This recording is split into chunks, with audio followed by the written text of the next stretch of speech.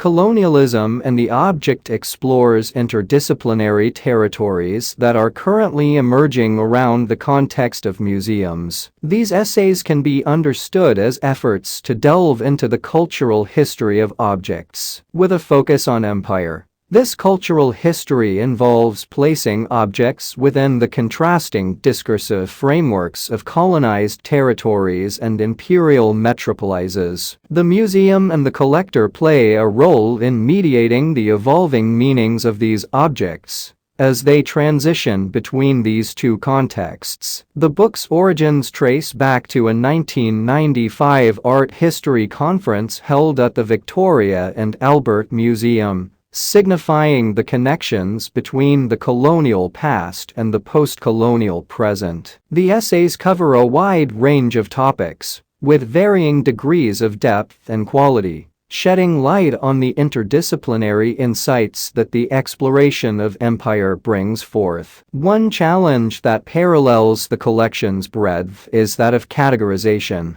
The editors initially organized the essays into two groups: institution, object, imperialism, and ethnography and colonial objects. However, these labels don't adequately describe the content and can be somewhat misleading. It's proposed that the essays can be more accurately divided into four main concerns: essays focusing on the museum as an institution, those exploring shifting meanings as objects are appropriated by museums or the art market, essays considering how collections shape perceptions of imperial peoples, and studies examining hybrid forms that arise due to museum collections or art markets. Within the essays focusing on the museum as an institution, one particularly noteworthy contribution is Barringer's examination of the South Kensington Museum, now the Victoria and Albert Museum, as an imperial showcase. Barringer identifies three phases in the museum's history,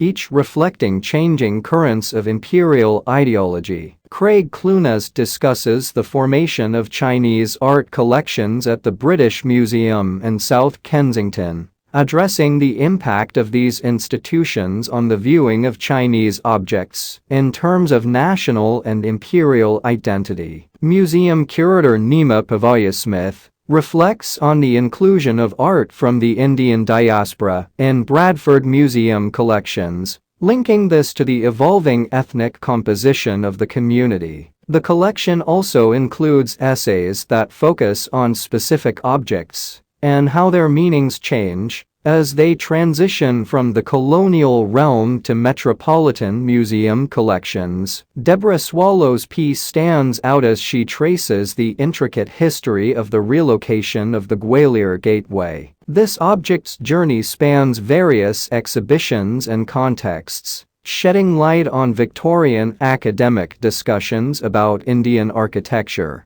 and its connection to broader imperial concerns. Two distinct essays delve into the phenomenon of relocated Maori meeting houses. Eileen Hooper Greenhill's analysis centers on a meeting house moved to the Lord Onslow estate, Clarendon Park, while Ngapin Allen's focus is on a house transported to London in 1882 and later repatriated to New Zealand in 1925. This essay examines the broader context of these meeting houses' significance in Maori culture, encapsulated by Hooper Greenhill's insight that they embody creation myths, historical relationships, and behavioral paradigms. Both authors concur that displacement disrupts these cultural meanings. Allen contends that the sacredness and sovereignty of the house erode through such relocation. A quartet of essays seeks to unravel the manipulation of collections of objects in metropolises to shape perceptions of foreign societies. Catherine Pagani scrutinizes Victorian perceptions of Chinese people and their art following the Opium War,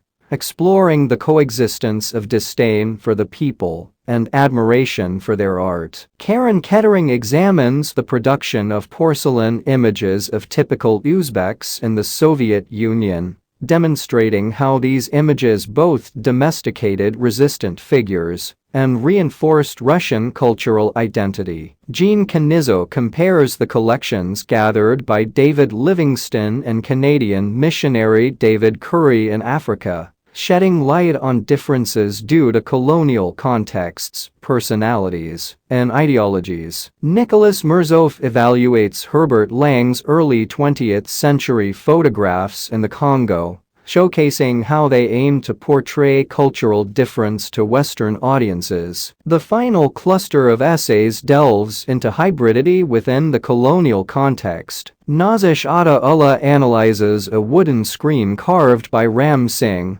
a blend of Indian artisanal craftsmanship and British design principles. Tom Flynn discusses chryselephantine sculpture's resurgence among Belgian artists in the 1890s, elucidating how ivory usage was employed to promote and normalize King Leopold II's Congo enterprise. Rachel E. C. Layton examines African-American silversmith Peter Benson's identity shifts between Philadelphia and St. Croix, albeit without evident implications for his silverwork. This collection exemplifies the myriad perspectives offered by studying museums and their collections from a post-colonial lens. It begins to address the array of questions posed by the editors, including the impact of colonial power on indigenous societies, the display of colonial objects in imperial centers, the influence on artistic production, and contemporary museum practices in confronting colonial legacies. However, there remains much ground to cover and explore in this area.